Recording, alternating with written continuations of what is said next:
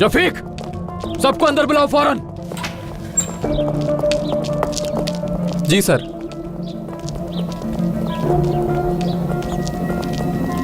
किसने लॉक किया था रियान साहिबा को?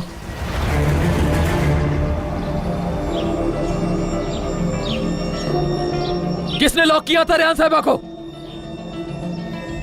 बताओ वरना सबको नौकरी से निकाल दूंगा। सुल्ताना मैडम ने कहा था।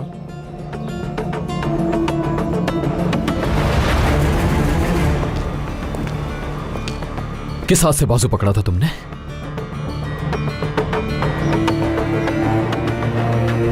किस हाथ से बाजू पकड़ा था तुमने?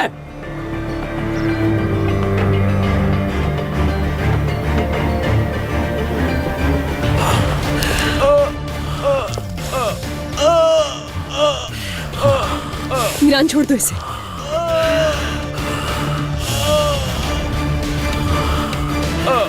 प्लीज छोड़ दो।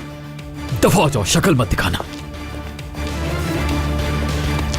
आज के बाद रियान साहिबा को छूना तो दूर की बात, उसके सामने अपनी नजरें तक नहीं उठाओगे तुम लोग।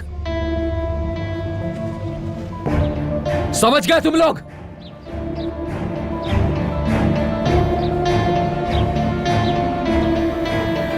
समझ गए या नहीं?